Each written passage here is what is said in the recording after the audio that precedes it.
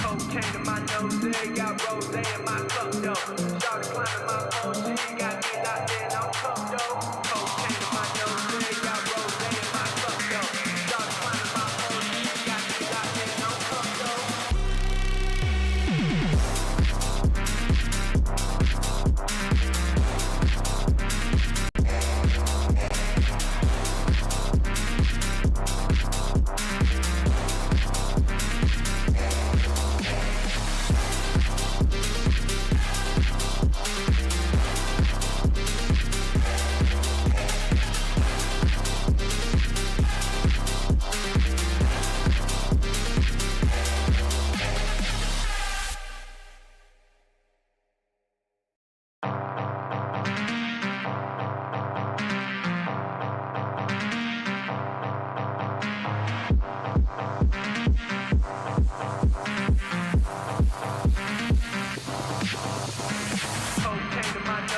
Got rose in my cup though.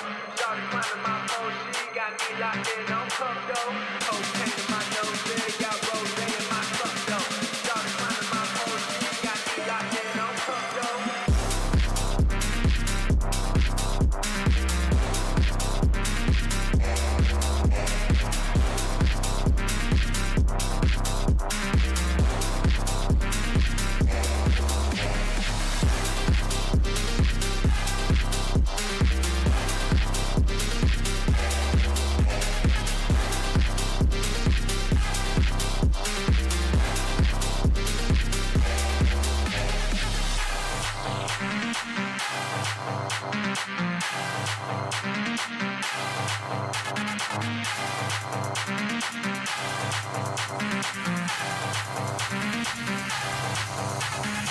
Cocaine in my nose, got rose in my cup though. Started climbing my OG, got me locked in on cup though. Cocaine in my nose, got rose in my cup though. Started climbing my OG, got me locked in on cup though.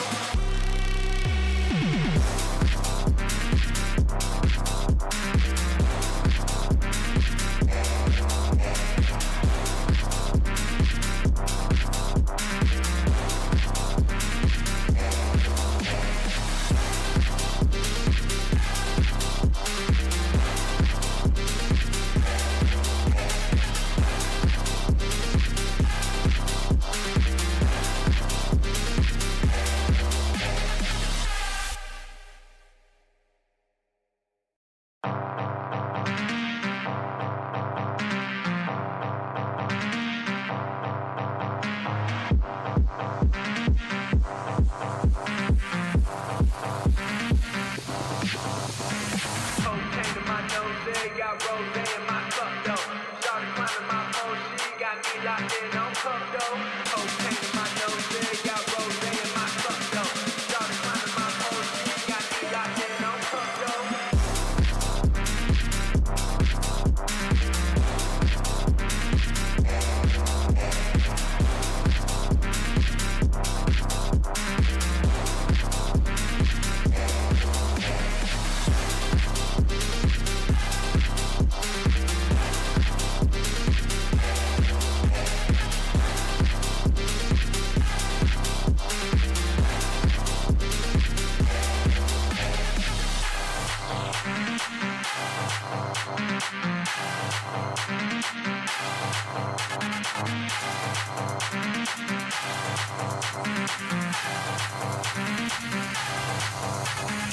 Cocaine in my nose, got rose in my cup though.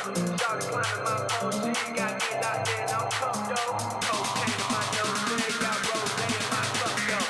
Started climbing my OG, got me locked in on cup though.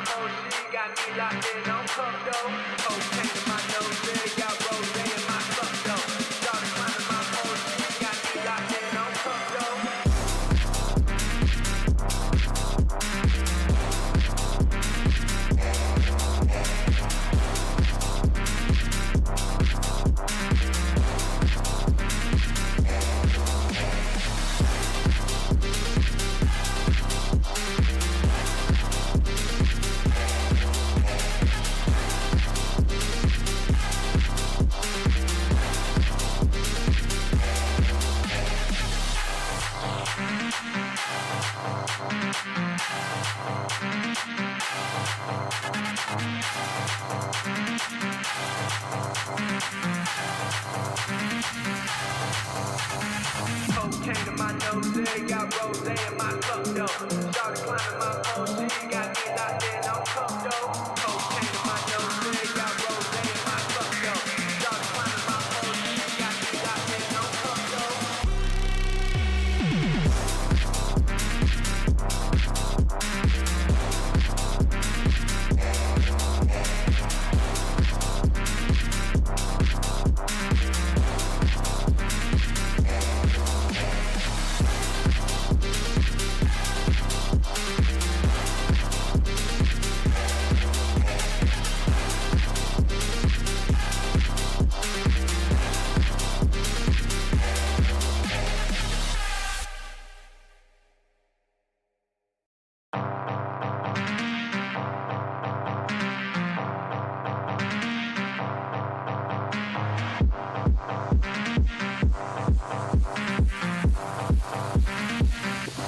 Cocaine in my nose, got rose in my cup, though.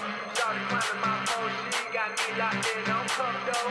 Cocaine in my nose, got rose in my cup, though. Started climbing my phone, she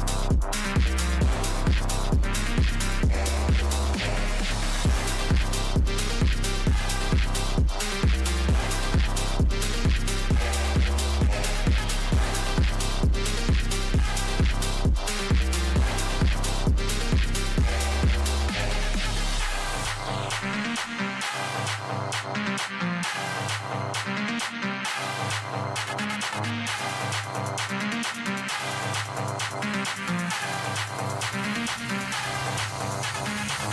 Cocaine in my nose, got rose in my cup, though. Started climbing my phone, she got me locked in on cup, though. Cocaine in my nose, got rose in my cup, though. Started climbing my phone, she got me locked in on cup, though.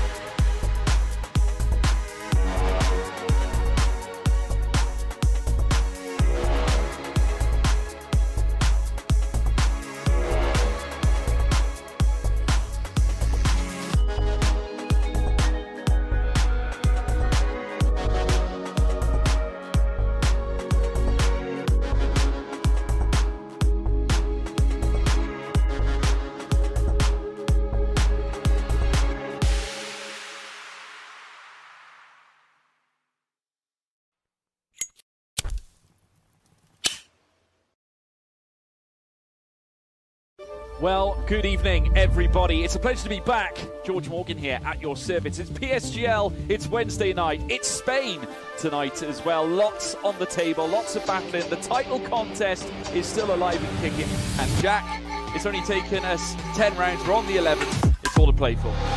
Boromant goes on the inside and takes the lead on the final lap of the race. Now it's side by side between Boromant and Warner, but Boromant's got the inside. A guest star here in this phenomenal race. Cameron Dowd looking to take P2 in his very first PSGL F1 PC race. Incredible to say the least. You see that Putin's the lead. 1.5 seconds. DRS is the name. Hello, good evening, everybody. Welcome back to PSGL for the PC F2 Championship. Here we are today for the Miami Grand Prix round 9. I think second or third. I think it's the second time we've been to America this season. I can't remember. I should know. It's either the second or third. I know we've been to America once before at Las Vegas, and I can't remember if we've been to Texas. I've commentated over that many times. I can't remember if we've been here. But this is our second time at Miami this in PSGL. We was here back in season 31 where Max Wiesel, who's here tonight, did take a podium. I believe the other two on the podium were, I think, Alfie Butcher and Christoph Seller, who obviously aren't here in F2. But yes, Happy, it's a bit of an, for many drivers, still a bit of an unknown. We don't race here too often. So what's your thoughts on the track? Do you think it'll be quite an interesting one here tonight? I think the fact that it is an unknown does make it one of the more interesting tracks on the calendar. So it is our revisit to America. We had Vegas back in round 4.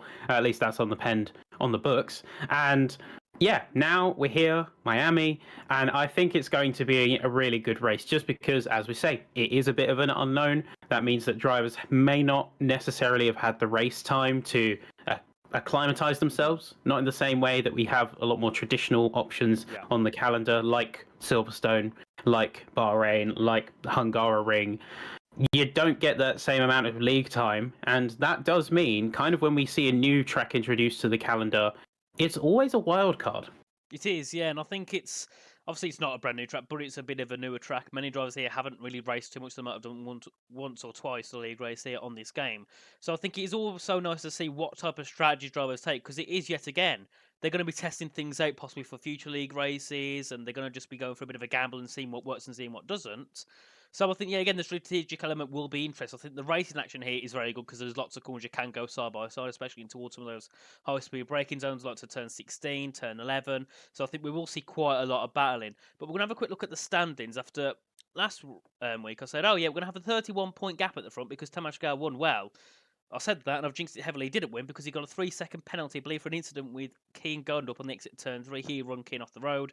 Then he got a penalty. Because of how close the grid was, he got dropped down all the way down, I believe, in that race to P6, meaning he only took 6 points away from that. And with Max then getting priority to the victory, there's now only a 16-point gap. So that gap has come down very quickly because of one poor result from Tamas. And obviously we can see in the standings lots of King going up still in the top 3. He's still 23 points back, so he's going to find a lot in these next few races if he wants to try and contend for that championship. You've got Josten Nordrock in 4th, Daniel Kjelsen P5 and Jan Hade in the top 6. They're also very close, just 3 points separating those 4 in the championship. But yet again, just to talk about results from last week, Jan Halliday and Bradley Holden both got promoted up to a podium, which is their first of the season, meaning Sappi, the whole season out of 8 rounds, we've had 14 podium sitters. It's pretty insane when you think of the spread, and just proves everyone has a shot. Everyone has a fair shot of getting themselves on the podium, of getting themselves into a good spot, and really sort of kicking it into high gear regardless of our point in the championship. I mean, you look at Tamas Gal, unfortunately getting demoted down to 6th place, and is on the cusp of losing that sort of untouchable streak of his. Hopefully we don't see that turn into a downward trend, because sometimes it can happen. I do worry for how he's going to perform tonight, but we have seen some good on-track stuff from him, as proven by his 4 race wins. Indeed, and before we get into qualifying, we'll have a little look at the track. Yep. And Miami, interesting track, certainly a little bit unorthodox. In particular, we're going to be keeping an eye through turns 11 to 16. That complex as you go under the bridge, tight chicanes, kink up on the road before straightening yourself out for the long back end of the circuit up to turn 17. That's where we're going to see the majority of the moves. You're going to have a couple DRS zones, in fact 3 DRS zones on this track, start finish straight, then you come out of turn 9 and then the back straight to round it off. So key flash points, you're looking at turn 17, turn 11, and then we're going to see drivers have to finagle their cars around turns 14, 15 and 16, because it's a really tough section to get right. It is, especially that uphill chicane. It's horrible. I either spin there by jumping too far over the curb, or I invalidate the lap time, which isn't ideal in qualifying. The last thing you want to do is invalidate in a race. It's a little bit easy. You can have 3 strikes and that's it. But in qualifying, you have 1 track limit violation. That is your lap done. Which, if that happens 3 times, that could be your whole qualifying done. You go out of qualifying with no lap time set. So, obviously, in qualifying, we expect these first runs around this bit of an unknown track to be a little bit slower. People just get into the groove a bit of how to learn how to drive the track, whether that's trying to test out what gears are best in the corner, how much throttle, how much brakes should use going into certain parts of the track. And that's what we'll see for these first runs. So, don't expect them to be 0.6s, 0.7s around here. They'll be a little bit slower. But once you get to the final runs, that's where will be people going in with that kind of there's nothing to lose attitude, putting everything into the laps. So, we'll see some people will come out with blistering times. Others might end up DNFing or might end up having big mistakes and costing them their laps. But I think, yeah, again, around this circuit, because of it being quite unknown, I think, Sappy, we'll see probably very, very close times. Yeah, close times are going to be the name of the game. We're certainly going to see a lot of variance, I think, in the early stages of quali. Drivers are going to have to take some time to get themselves used to the track, acclimatise to what to expect. Of course, we are talking about F2 drivers. They are operating at a very high skill level, so don't discount that. But at the same time, that experience factor is going to play an important part. Kian Godendorp, I think, is going to be the first one out. He will just head down towards turn 16, a few cars just behind. Obviously, also to mention from earlier on, Reese Linton also got a penalty back in Spain that he dropped down to P7, hence why Bradley got moved up into P3. So Reese as well, I believe he is here tonight. Yes, he's in the Red Bull. It's a bit of a late notice, so he might not practice too much for this circuit, so we'll see how he can get on tonight. But King going up, sitting third in the championship. He's 3 points ahead of P7, so he's got to get some decent point results if on the board tonight, if he wants to get himself a top 3, or at least try and secure that top 3 in the championship. We watch him now head down in towards that first corner, late on the brakes, get back in the panel, so use one of these curbs to rotate the car through in towards turns 2 and 3. Then you'll come in towards turns 4 and 5. A bit of a high-speed chicane section. Very easy to bottle the car on some of these curbs. Are very high around this circuit as you head now down in towards the long left-hander at turn 6. And then going to be very technical on the brakes here in towards turn 7. It's very easy to get that mixed up. And then back on the power nice early. That DRS will open very shortly as you head down towards turn 11. Also, you get that DRS from around turn 9 onwards, which will be just in a second. You'll see it pop up in a sec, and you'll see it open. There we are, down towards turn 11. We'll see what he does in that second sector once we get to the end of it, as he heads in towards the ring zone at turn 11. Back on the power, coming ready towards turn 12. Very low grip section, so it's very easy to lose the rear, as you can see going through there in third gear. Be very careful on the throttle. Heading down, invalidates. There we are, went a little bit too wide, and that is all you need to do around this circuit to lose your lap. A little bit wide at turn 12, and that turn 13. That is it for Kian Goldman, so we'll have to see him head into the pits and go again. But Sappy, that is not ideal. Not ideal. That's what we're saying. That turn 11 through 16 complex is such a difficult section to get right. All it took was just the tiniest amount of his car overextending, no longer having all 4 wheels on track, a little bit too much on the blue, and that was it. That was Godendorp's lap over. You can say signed, and it's done. See now, Tycho Harding going to be the first to settle that. We'll see what he can set on the board as he comes up towards the line. It'll be 25.783 then. We've got a Ferrari coming over as well. That I believe will be Bradley Holdham with a .977. Just going to try and find who next is. I think it's going to be Joost Noordijk. Yes, it will be. He goes to the top with a .717. Then we've got Max Wiesel or Reese Linton coming through. I think it might be Reese.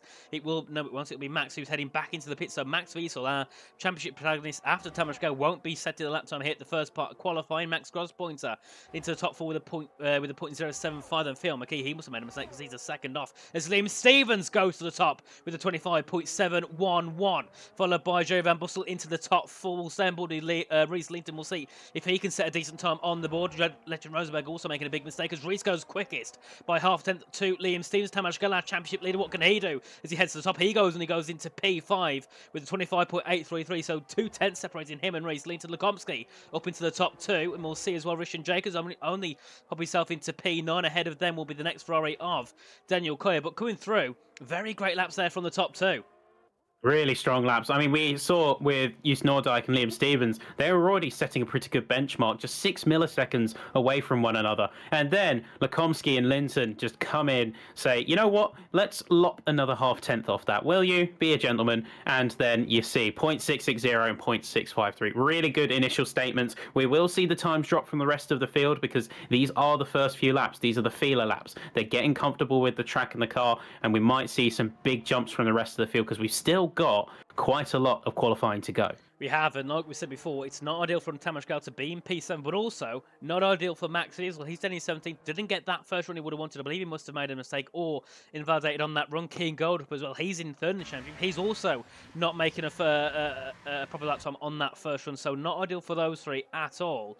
Obviously, Legend Rosenberg and Phil McKee as well, they're also making some big mistakes. Obviously, Legend there with a 27.1. He doesn't want to be that far off, neither does Fionn on that 26.5. Obviously, Legend and Fionn, 2 drivers we haven't really seen that much this season, so hopefully they can get themselves back into the groove of things and get some really good laps in once the end of qualifying comes around. We've got Max Wiesel back on the circuit. He's coming through in towards turn 14 and 15 at the chicane, so he's got straight back out, wanted to get that first lap time on the board. We'll see what he can do, but obviously he will have a bit of an advantage going through in towards this run because the track is getting better, the evolution is there. So we'll see if he can try and get himself towards the top or even ahead of tonight his teammate Reese Linton, who yet again he's doing a great job in F2. His debut was last week. He got, I believe, he's in the top 5 in qualifying, got P3 in the race, and he got dropped down. And here at the moment in F2 at round 9, his second race, he's also looking to try and take away a pole position. So this would be brilliant for Reese Linton. And then you start to think, Sappy, what could he have done if he was here at the start of the season? Yeah, when you come within a performance like that so late in, you do have to speculate and wonder if he was here from the start, if he had the time to kind of like a track rubbers in, if he had the time to get himself stuck in from the start, really sort of witness it evolve over the course of a season, where he could have landed. I think he could have done really well had he come in from the start. We're seeing a few more drivers getting themselves back out after heading into the pits. I think this is the turnover point. About the 10-minute mark, we see people go for their second full run, and you can see as some drivers are wrapping up, a few more are going straight back out again for round 2. Bit more rubber on the track, bit more chance. They've had their feelers, and now it's time to really put the hammer down. Indeed, we can see up from the Alpines and the McLaren's heading out on the circuit, along with obviously Max is on his lap, and Bradley Holdham also going to be on an 8-lap race to begin his second lap. Obviously, Bradley took a podium last week. Didn't expect that considering he's in P5 when the race ended. He got promoted up to P3. That will also give him some confidence going into this round, knowing he can fight for P3s, whether or not, whether that's penalties or if it's due to pace. He's a very quick driver. Just on board now with Max heading through in towards that turn 14 and 15 chicane. Very uphill, very hard to get it correct through. Then also very easy with that, very hard with that RNG to get that curbing just right. You can see now heading out of turn 16 down towards turn 17, a very long run in towards the final part of the circuit. Obviously, he'll have the speed trap near the bottom. We'll see what he can do in that section of the circuit. We're going to put the telemetry on as well. We head down, it'll be 331 kilometres as he heads into that braking zone. Heavy on the brakes, misses that apex a little bit. That could cost him some time on the exit. Back on the power, heading through, using that curb on the left, pull the car round. Back to the curb on the right to pull the car round even more as he heads up towards the line. What will it be for Max? It will be provisional pole by half a length to his teammate with a 1 minute 25.605. Now that is a time speed. That is a brilliant time from Max. And well, if that shows something, it shows that even with a bit of knocker confidence in the first part, Max can easily bounce back. Yeah, really good bounce back there from Max. You can see he was one of the last few to set a lap, set a time on the grid, but that wasn't going to deter him. He said, you know what, if I'm going to set a late lap, I might as well make it a corker. And there you go, 0.605. All we're waiting for now is Andre Tarabukin and King Gondorp. Yeah, I'm on board with Bradley Holdham as well. He's also starting his lap. He's heading through in towards that first sector. But obviously, with this going in, Max, obviously, we know he's a quick driver. He's scored podiums here before. He's one of the only drivers on the grid to score a podium here in the past. So we know it's a track he's at least good at. Whether he likes it or not, he's very quick here. If he can manage to come home with a victory today, and Tamas Gal, his issues keep coming through, we could see possibly going into the next round, then pretty much score, draw on points. Obviously, Max wins and Tamas scores no points. It'll be literally 0 points separates them, which is not something we would have thought of 3 rounds ago when that gap was just going up and up and up between Tamas and Max. So, as I said in round 6, the championship could be over. I probably shouldn't have said that now, because at this point the championship could definitely still be in contention, and Max could even, you never know, come away with it. But Tamas Gal, he knows there's a lot of pressure on him. Max is on provisional pole. He's in P8. He's got to get a good lap on the board. We'll go on board with Tamas as he's just heading through in towards turns 5 and 6. So we'll see what he can do on this run.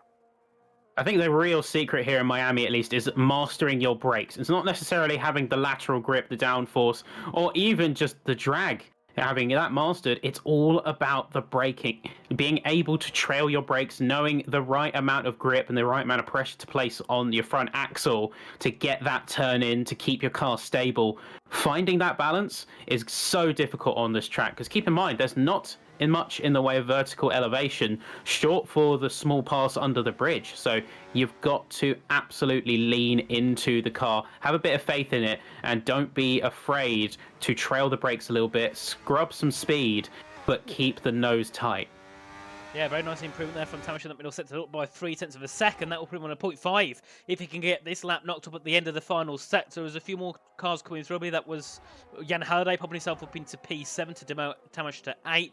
We got, I think it was on McLaren's coming back in towards the pits. That'll be Max Gross pointer there, not finishing that lap. We'll see what Tamas Gal can do. Can he try and jump Max's time of a 0.605 to the line? Yes, he will, a 0.542. Brilliant there from Tamas Gal. We'll see what Reese Linton can do. Can he try and demote Tamash from that pole is up by a tenth and a half in that middle sector. Can he try and take that pole position away? Up to line. Yes, he will. The 0.470. Brilliant lap time there from Reese Linton in the second lap here in qualifying. That's a really good lap for the Red Bull driver. Now we've got King Gondorp coming through. Can he try and get himself towards the top? He will. He'll pop himself into P4, just 10 thousandths back from Max Wieselstein, who's on an out lap. So Max is getting out. He's still out of sync to everyone else on the circuit. We've got a few cars coming through on their lap times. We've got Daniel Goy heading down towards turn 17. We've got Lenny Papinter, I think, also heading down towards there. We'll see what Lenny can do. He's 3/10 upon his time, so he could also be looking for a very decent time in the middle part of this qualifying session, heading into the break zone at turn 17. Back on the pair on the exit, using those curbs to your advantage on the inside of both of the apex at the final couple of corners. We'll see what Lenny can do. Can he pop himself near the top? He'll go P8 there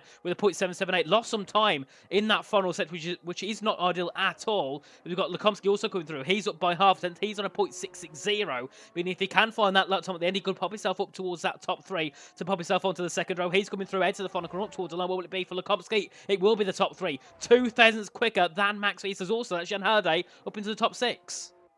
Really good pushes. This is where the teeth really start to get bad. We're coming up to the last 5 minutes of quali now, and you can see everyone is just giving it their everything. A tenth here, half a tenth there, all adds up. We're seeing people break into the 0.5s, even the 0.4s with Reese Linton. Absolute weapon he's looking like right now. The RB19 that he's driving and combining with a near perfect lap, just looking at the onboard, it really isn't letting up, and so close to the walls as well. This very much operates, despite being technically in a car park, it does operate like a street circuit because there is zero room for error, and a lot of the time is gained not necessarily on a lot of different techniques, but how far you're willing to go, how much you're willing to risk, either on track limits or knowing that if you push it too far, that could have some serious knock-on effects with hitting the wall, as we see a couple of drivers, I'm just seeing a few more, they're invalidating going under the bridge. It's that same curb, about turn 12. It seems to be doing a lot of people in.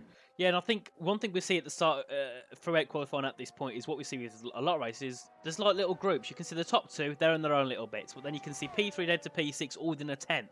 You've got P7 down to P10 all within a tenth again. And then you've got a little gap there between Jerry Van Bussen 11th down to around P15. They're also within a tenth and a half. So it's like what we saw normally. There's little groups of people in qualifying where not everyone's always close together, but if you pinpoint certain parts of the grid, people are very, very close. You can see some gaps of being 5-6 thousandths of a second. There's 2 thousandths between Max and Shim at the moment. We'll go on board with Max as he's heading through in towards sector 2. He's 2 tenths up in the first sector, I believe. So this is looking like a really good lap for Max. Could be a 0.4, could even be a position for pole. If he can carry on through this lap, he needs to head through in towards turns 14 and 15 first. This is probably the most technical part, and he's invalidated. Yet again, Max Wiesel would win up by a couple of tenths. He's got an invalidation. Surely that isn't good. He was up as well, but he ended up dropping time, so he must have let off knowing he made that invalidation. That is not good at all for Max Wiesel. He's still in the top 4, but he'd like to be a lot higher, surely.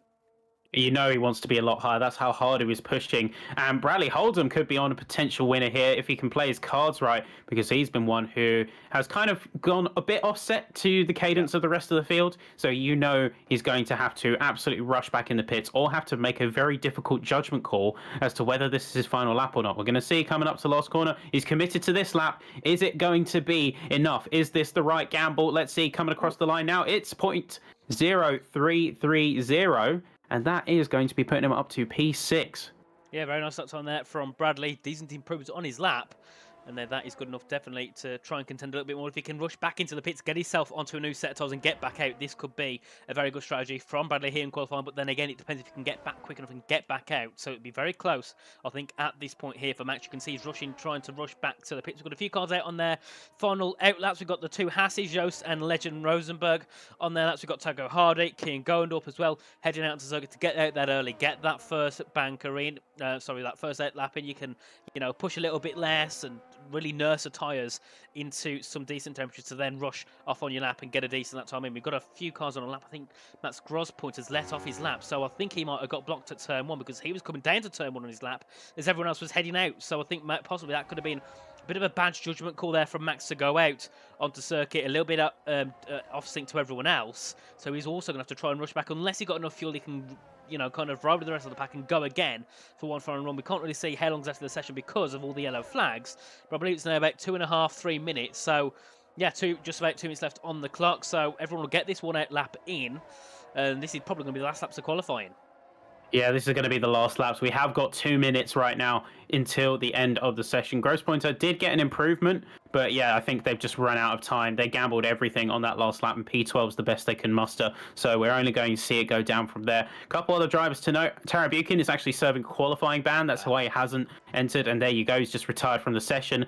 He's serving a qualifying ban after, I believe, failing to serve it in the previous event. So he's going to be bowing out of quali, starting from the back of the field. And yeah, I'd say got into a little bit of trouble last time out when it came to quali, but now we're going to see the rest of the field give it their absolute A game as drivers are now getting ready. I think the Haas is the first out on to set their lap, and that's going to be Rosenberg. Indeed, so everyone in the chat, let us know who you think will take the pole position here tonight. Recent career on that provisional pole, about nearly a tenth ahead of Tamas Gell, who's half a tenth ahead of Shimon Komsky in the top three. So let us know in the chat who you think will take who will take pole here tonight. Legend Rosenberg's on his lap. He's coming through in towards that first sector. He's also had a bit of a scrappy start to quali. He's on a 1 minute 27.174 at the moment. We'll see if he can find improvements in that first sector. Heading out of sector 1, will it be an improvement? It's up by half a second, so that is a very big improvement for Legend Rosenberg on this run. He's now heading down towards turns 9, 10 and 11. Bradley Holdham will not be continuing in qualifying. He's on a 0.647. That's him done here for tonight. So still on board with the Haas as he heads down in towards this next section. Max Grosspunge also retiring in 12th on a 0.835. That is certainly not ideal, as I think everyone behind will definitely find some decent improvements to beat that lap. Legend now heading up towards turns 14 and 15. Just want to hop over the curbs. Don't invalidate the lap. He does a decent jump through there. Then you prepare yourself for the next corner at turn 16. Back in the power. DRS activated down towards this next section. He's up by a second, which will currently put him on a 26.1. So he's got to find some time in the final sector. If anything, he's got to find over half a second in the final set. So we'll see what he can do as he heads now in towards this next braking zone. He'll be late on the brakes. Slows the car into the inside at turn 17. Back on the power now. So as you head up towards the line, he'll use that curb to the inside to pull him round. And also on the right, what can Legend Rosenberg do? Can he put himself any higher than P17? He'll go into the top 13. Next, we've got the other Haas. That'll be Joost Noordijk. Head up to line. What can he find? He's only up by a little bit in that middle sector. Can he find any improvements to put himself into the top 5? No, he can't. Only P8 for Joost. Then we have, but it'll be Keane Gonduk coming through. He's down in that middle sector. Can he find improvement? No, he can't. No improvements there. Then we've got the two Alpha Tails coming through. First will be Tycho Hardy. He'll be P10. What about Jerry Van Bussel? He'll only go P13. Then we'll have Daniel Coe come through in the other Ferrari. He's 2.5 tenths up in his middle set. So we'll see if he can go any higher. He'll go into the top 11. Then we've got Jan Halliday, who's currently in the top 7. He's down in the middle set. Can he find anything in the final? No, he can't. So he'll only be positioned there. Liam Stevens into the top 8. Then we have Lekomsky in the top 3. He's up by over a tenth in the middle set. Can he find some pace to put himself into that top 2 up towards the line? He will go provisional second ahead of Tamas Gell by just 2 thousandths of a second. Now, Tamas Gell next. Where can he go? He goes to P2. Can Rhys Linton find improvement to go to the top and even extend that to the top to the line? No, he can't. What about Max Wiesel? Can he try and take pole? Up towards the line, it'll be Max Wiesel on pole with a 0.3. What a lap time there from Max Wiesel to take pole by 1.7 tenths of a second. Absolutely phenomenal from the Red Bull driver. His protagonist, Tamas Gell in third. He's definitely going to be thinking, well, or need to do something in the race, because that lap time is absolutely brilliant. What's a lap time? 0.306. And to think we were hitting the ceiling at about 0.4, about 0.45. Yeah.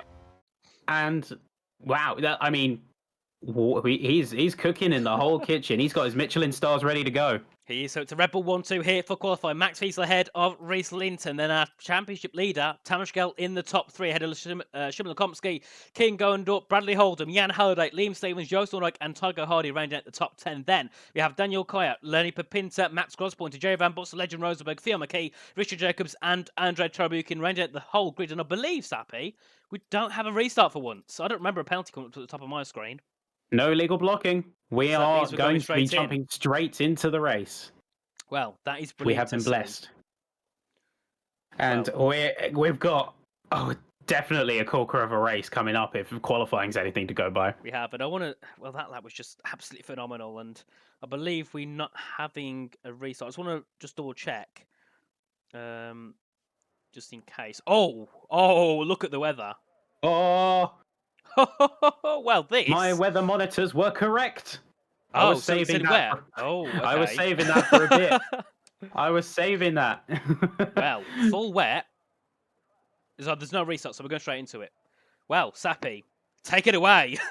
Oh, It's going to be something different. This reframes the entirety of quali, because if drivers knew that, they would have gone with wet setup. So this kind of reframes the entirety of the past 20 minutes. If drivers went on dry setups to optimize quali, they could be in big trouble because those are going to be very sketchy to drive, very tight, very highly sprung. They're going to be quite the monster to handle in these very difficult positions. So it's going to be a little bit dicey if they've leaned too much into that. You go with the sort of middle of the road setup, sort of intermediate, then you can have a good time, but the smart driver is one. And that's why I'm kind of more looking towards the middle of the pack from that quali session now, because we're going to see drivers, and even though we don't necessarily have Parc Ferme, it's a mental thing as well, because you are going to be used to dry driving, and now you're jumping onto the wet, and that completely changes your mindset depending on your driving style. It does, and I think that's where we're going to see some drivers struggle. Some people love the wet. Don't know how, but some people absolutely love it. Some really, really hate it. So yes, this race could change around. Just say Max doesn't like the wet weather, he could drop down to the back. Just say someone at the back loves the wet weather, they could jump up to the front. We do not know what's going to happen, and we also don't know, is it going to go dry? Is it going to stay wet? That's also a factor we have to consider going into this race.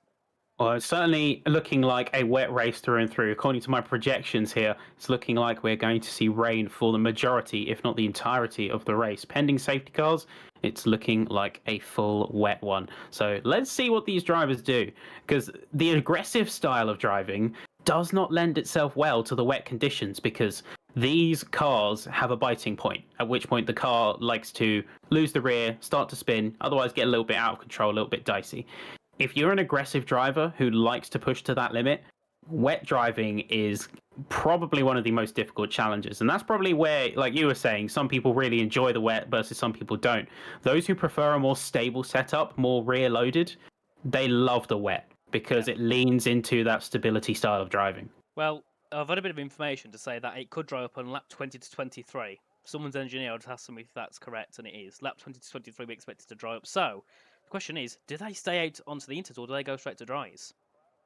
That would obviously be dictated by how quickly it dries up, because we can still have light rain, and even with a dry line starting to form once the rain has passed, that is where everything is going to be decided. But there's no time for it now because it's 5 red lights. The track is hot, and away we go. Ladies and gentlemen, it's time to go racing F2 in Miami, and immediately looking like a great getaway from Max Weissel. Tamas Gal immediately going to be fighting with Szymon Komski, and that's going to be a Red Bull wide. That is Max Weissel. Reese Linton managing to get away from the whole ordeal unscathed. He's got a massive breakaway from the rest of the field. King Godendorp also getting involved. Jan Halliday up into P6. Tamas Gal pushing through the rest of the field as it's nearly 2-3 abreast coming into the next couple of corners. It's going to be a very dicey first lap. It's looking like everyone is going for the same space. Everyone's trying to get out as quickly as possible as Lukomski is dropping down to P6 and seemingly going down further as a Ferrari of Hold'em on his tail. Yeah, and look at everyone now closer as I head down towards turn 11. We can see Tamas Gal trying to gain in. Recently has got a really good start. He's 1.5 seconds ahead of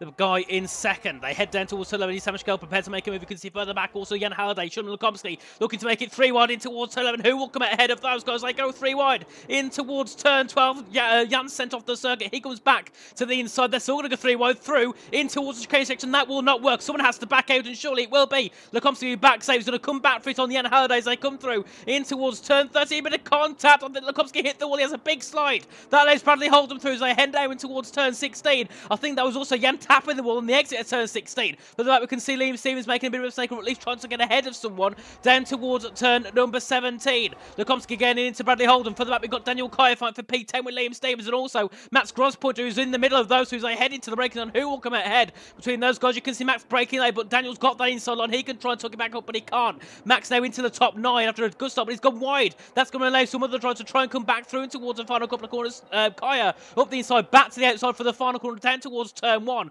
and we'll see who gets out ahead. We can see they're all catching on the back of Joost Norak as well into that first corner. Joost's going to have to go defensive. You've got further back as well Jerry Van Bussel ahead of Theo McKee. We've got Max trying to get ahead of Daniel. Daniel's got himself ahead now, trying to fight ahead of Joost Norak as they battle for P9 and 8. Further up we can see as well King Gondorp trying to get through on Tamas Gal as he's lost lots of time to Max Wiesel.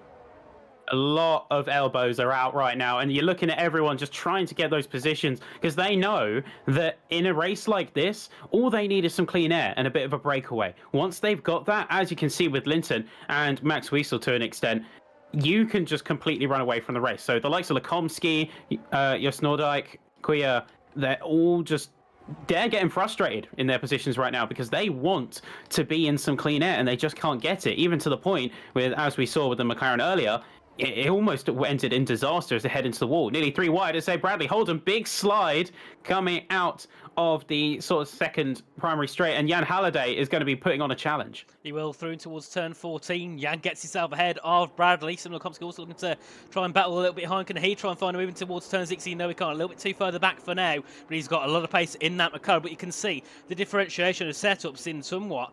Tamash seems a lot less stronger than Max here in these conditions. Max has gained very quickly to the back of Reese Linton, but Tamash seems to be struggling. He's still in P3, but he's still struggling nevertheless. You can see further back as well. Lekomsky yet again looking for a move on Hold'em. Hold'em's going to defend that inside line. Chinman goes even further to the inside. They make contact in towards turn 17. Who will be ahead? I think it will be Lekomsky in the McLaren. Yes, it will be. They head down to turn 1 yet again, and you can see Bradley trying to hug that slipstream time to get a decent run down towards turn 1, but he can't find anything to help him there as they heading towards that first braking zone yet again for lap 3:29, as it seems like this race will go on absolutely forever because of these wet conditions, making these lap times really, really slow. As we can see further ahead, Jan's also losing time to Kian. Kian's gaining on Tamash. At the moment, it seems like Reese and Kian are the two quickest on track, but the issue is with these wet weathers, you can't really send a dive bomb because you don't really know where to brake, so you've got to be a little bit more conservative, meaning you won't see some brilliant moves from lots of these drivers because they haven't got the confidence to send them, have they, in this weather? Well, some drivers certainly don't have the confidence. Others are really pushing it to see what they can get out of it. I mean, Jan Halliday, he's giving Toge runners a run for their money in some of these corners. You can see him really kicking the back out, but he's just trying to get the power down. He's doing anything he can to get that breakaway. And with the best lap time being a 42.5, as it currently stands, where it really is going to matter is just getting a clean streak of air and not having to fight for any position. Because even looking at some of the sections where they're just 2 wide, let alone 3 wide, as we saw at the start of the race, something has got to give. And usually it's one of the drivers who isn't willing to compromise. So we see a little bit of a slide coming from Max Wiesel. Yeah, now you can see the gaps are going up and down, up and down. 1 minute, Max was within a second of race. Now he's 1.7 seconds back. So that gap at the front is continuously going up and down, up and down. And, well, you can really never say who's the quickest. At one point, it looks like Keane and Max. Next minute, Tamash and Reese, who are the quickest on the circuit. Down towards turn 17. Keane's a lot closer than he was before. But further back, we can see Joost looking for a move ahead of Bradley Holden for P7. Bradley's going to be at the outside line. He's going to try and hug it round the outside. He will try and... But can he keep it there? No, he can't. A little bit too further back as they head back down towards turn 1. And Bradley's still trying to hunt down for that P7 after Jasnodijk, because Tamash Gal sets the fastest lap of 1 minute 42.375. Further back, we can see Jacobs ahead of Fia Marquez heading towards turn 1. Can Fia have the inside line to get a move? Further up, we can see another Williams making a move on a Mercedes. That's going to be Lenny Papinter and Lean Stevens in towards turns 1, 2, and 3. You can see him has that inside line, pushes Lenny a little bit wide, gets himself back ahead of the Williams. These Williams and Mercedes are going to be fighting all race long. They're all so close together on pace as they head down towards this next section, but they don't want to fight too hard because realistically they want to try and catch up on Max and try and get some points on the map, because fighting for 11th doesn't give you anything. Yeah, so anything from 11th down is just a no gain game. So I'm looking at the likes of Papinter. He's trying to keep an eye on Liam Stevens, see where he's looking to put his car. I've seen him kind of eyeing up potential moves around him also, but with a lack of tools, it is proving a little bit difficult for him here. He is burning a lot of resources to try and keep up. And you can say the same with Stevens on Gross Pointer as he makes a very big slide coming into that final sector. Yeah, I'm trying to go back to that battle there. I think it was one of the Ferraris also going a little bit deep in towards that section. We've got Jerry Van Bussel fighting with Theo McKay as they head in towards turn 14 and 15. Bit of contact. Oh, even more contact. Jerry goes off the circuit, Theo, and also off the circuit a corner before, so that's not a deal between those two drivers. They head now out of the fire, into turn 16, back down towards turn number 1, and also Tiger Hardy. He started on the Inters. He's dropped down to P18, so that strategy not working too well for him at the moment. Further up, we can see Jasnodijk ahead of Lekomsky to put himself into the top 6. The two Ferraris battling for P8 and P9. Then we've got Max and Lenny fighting for P11. Everyone battling all over the grid as they head out of the final couple of corners back down towards turn 1. Max being demoted down to 11th. Liam Stevens has got some brilliant pace. He's made a few positions on these last couple of laps. Now into the top 10 for the Mercedes. His teammate Richard Jacobs is still in the top 13. He's also looking to try and catch up to this battle ahead. Lenny's still fighting with Max for P11 and P12. Max goes a little bit deeper. They're trying to catch up to the back of Liam. Max has got the inside line. They touch contact a little bit more. Max onto that curve. That's not where you want to be in this wet weather as they head now down towards turns 4 and 5. And Lenny still ahead as they head in towards this next braking zone. But surely these guys aren't going to stop battling every single lap. They're trying to make moves past each other. And it seems like as soon as they got ahead, they slow down, the other guy tries to make a move back ahead. It's so dicey. You want to get those moves done, and you want to get those moves done fast. Even just the slightest twitch of the throttle or the slightest loss of rear grip. In the dry, it's fine because it's just a little bit of slip. You can control it very easily. But it's in the wet conditions like this, the full wet conditions, that a little bit of traction braking can be all it takes to kick you back out in a major way, especially coming out of the corners, just passing through the apexes and trying to get back on the throttle. When you're beside someone, that's all it takes to start a major incident, so they have to be so careful.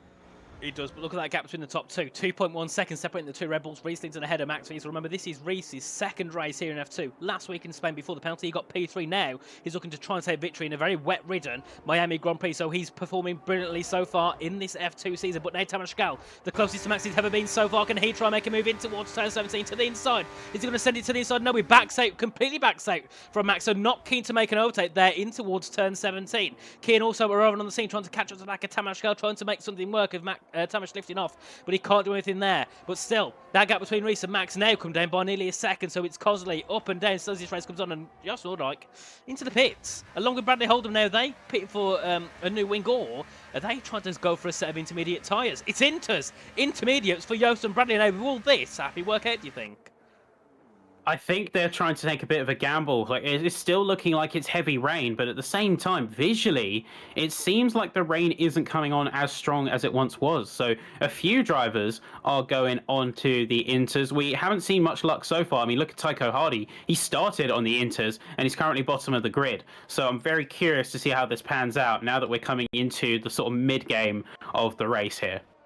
Well, it could either work or it might really not work at all. We'll see we'll see how quickly Jost and Bradley start to get in, if they can get in at all. But the good thing for Tycho Hardy is at least he can keep himself within a second of Tarabukin in 15th. So it's not like the tyres are stupidly slower. They are still at least have some pace. And Max, British looking. Tamas Pascal ahead of Wiesel as they head through towards this next section. Missed that battle for P2 as they head through in towards turn 14. Also got King going up, looking to get ahead of Max Wiesel. Max must have made a mistake going into that braking zone at turn 11, and that's cost him a position and possibly could cost in 2 positions in this race. They head through to turn 16, and Max is struggling. Has Max got any damage is my question, because he's really slow, isn't he, as they come down in towards turn 17. Keane's already on the back of the Red Bull. Can he try and find a move for P3, because Tamas has already dispatched the Red Bull, trying to catch after the other Red Bull of Reese Linton. Keane's going to look to gain in. Can he send it? No, he can't. Papinter also ahead of Liam Stevens to pop himself into the top 8 in this race. Further back, we can see Daniel Coy looking to gain in on Lekomsky. Couldn't find a move there just yet for... As actually, no, Max going to go to pitch. Yes, he is. Keane's going to follow him in, along with Jan, along with Shimon, along with Lenny Daniel as well. The top It's two time. choosing to stay out. Is this going to work for the top two, though? Lenny stays out and gets fastest lap as well. Yeah, I think everyone is seeing the gamble onto the inters. They're looking at the decreasing rainfall, and I think they're just making the call, because within the next 10 minutes, it's a significant chance that it will turn from heavy rain to light rain or just cloudy. So I think everyone is just trying to get ahead of the curve, trying to undercut those who stay on full wets a little bit too long and before they scorch the rubber. Remember, those full wets, they're designed to displace water and work in these cold conditions where the water is sapping all the heat out the compounds. So the minute it gets anything more, or anything less, than torrential, those tires are going to heat up, they're going to cook, they're going to blister, and you're going to see some really erratic grip levels if you'd stay out too long. Indeed, and we can see Jost Nordijk's actually come out ahead, hasn't he? Look how that has worked for him, and also Tycho Hardy, remember, started on the set of the intermediate tyres. Look at the tyres. We can see, there we are, so 6 laps on the inters for Tycho Hardy. Everyone else, you can see already brand new inters. You can see Jost Nordijk and Bradley pitted earlier on, and Jost has made that work. He's now technically net second in this race. Obviously, the others in the top 5 should come in for a set of intermediate tyres, unless they want to try and string it out until the dries, which I think is still going to be quite a while away, at least 15 laps, I think, before the dries make an appearance in this race, or at least people are thinking about making an appearance onto the dries in this race. And we'll just see how quickly that gap comes down between Jost and Tycho. We know that newer inters, when the 5 laps newer, are a lot better and will definitely have a lot more pace. So we'll see how long it takes for Jost to try and gain into the back of Tycho Hardy. Reese Linton now race leader into the pits. Tamas Pascal also into the pits as well. Then Papinter going to follow in Liam Stevens and Rishan. Rishan stays out, so he's going to go for a bit of a gamble to go longer on these wet tyres. We'll see whereabouts does. So Tycho Hardy will come through to take P2. We'll have Jost to take I believe P3 in this race. We'll see about where the others come out. Tamas Gal, I want to keep an eye on him. He's also just headed at the pits, and thanks to these brilliant camera angles, we can't really see where they are. And actually, this hasn't worked for Tamas at all. Look at where he's coming out, P7. We're going to see him probably drop out here outside the top 10, possibly, as they all fly through. He's come out in P7, so it's not the worst, but it's still not ideal. Max Wiesel, whoever's down in P13, so has he made a mistake is a question. I wonder if he's either made a mistake or he's just struggled a little bit on the strategy front, because he was losing a lot of time, as we saw initially before he came into the pits for that interstop. And we're seeing the times massively drop down now. Highest we were talking on the full wet compound, 42.3. Now we have got, courtesy of courtesy of Joost Noordijk, 41.4. So now it really is crunch time for the Inters, and Roshan, I feel like he might have made a mistake, because Tycho's within a second and Roshan is on the full wets. And even if you look at Reese Linton, 7 seconds behind, that is less than pit stop time. It is, so yeah, Roshan's really not made this work. He should have gone in earlier on, but unfortunately his teammates ahead also went into it, so he couldn't really do that strategy. Now Tycho Hardy will pass Richard Jacobs to take the lead of the race. Tycho Hardy is now our race leader on lap 8 of 20 on those intermediate tyres. Roshan will be down now to P2. He will start to lose a lot of time. He has to pit surely this lap now. It's not worth him staying out. Tycho's got a little bit deep, however, so that's not going to be too ideal, but Roshan has to enter the pits, and he does. So Roshan Jacobs now into the pits for the Mercedes team. Reese Linton coming out, he will try and take, and he will take P2 as he gets past Roshan along with Joost and Kean. Kean's gaining in quickly onto the back of the Haas, along with Jan Halliday also gaining in on the back of the Alfa Romeo down towards turn 1. Jan Halliday takes the fastest lap of the race, and you can see Kean gaining in 2 tenths into the braking zone. He'll be keen to get ahead of the Haas as soon as possible to try and gain into the back of Reese Linton, and also eventually onto the back of Tycho Hardy. Yet again has made this strategy work perfectly. Yes, it might not be the best, but remember, he started near the back, so this is really good for Tycho in this race. He dropped into 20th earlier on, well, 18th earlier on, right at the back, and he's now leading, and that's what we said earlier. So what makes this strategy work, they can go for the back to the front. Yeah, so, and you look at the back of the grid, we've got the second Alpha Tower. He's coming in for a front wing change, so I think he impacted the wall coming into the second and third sectors. So he's going to lose a big chunk of time. Tycho Hardy's in a very interesting position right now, is because of the wet weather, we don't have a mandatory pit stop, but that still is going to mean he's going to have 7 laps older tyres at most from the rest of the field, and that could play very heavily into his race strategy. The Inters are a very curious tyre because they evolve in a very unique way owing to the tread pattern and the type of compound. As we've seen in sometimes events past, they kind of form into like a hybrid dry tyre. As the race progresses and the rain reduces, we have seen them still be very effective. Not as effective as full slicks, but certainly in these sort of transitioning conditions. So we'll have to see how this plays out for him. Indeed, as we can see a few heading down in towards this next section. Jan's got to gain in on the back of Joost. Also for the back we can see Bradley Holdham looking for, that's Daniel looking for a move on Bradley. The two teams at Ferrari making, nearly making contact in towards turn 17. Bradley's going to be ahead. No, Bradley's going to be back ahead. Daniel's going to be ahead. They're going to keep swapping as they head through to the final corner. Who will be heading towards turn 1? Reese Linton takes the fastest lap. Look how quick they're gaining in on Tycho Hardy. That gap 4.7 seconds now on lap 10 of 29. The two Ferrari still battling. This time it's going to be Daniel to the inside line. No, it's going to be Bradley. You can't figure out who's who as they keep going side by side through and towards this first sector. Turns 1 and 2. As they still go side by side through and towards turns 3 and 4. It'll be the next chicane up, and I think Daniel might have got the move ahead of his teammate. I think it's just about clinched it here. Whether we're going to see Bradley go for a retaliation, we'll have to wait and see. But these two are pushing. Max has got damage. I've been informed by someone in the chat, in Discord. Yeah, Max has got wing damage.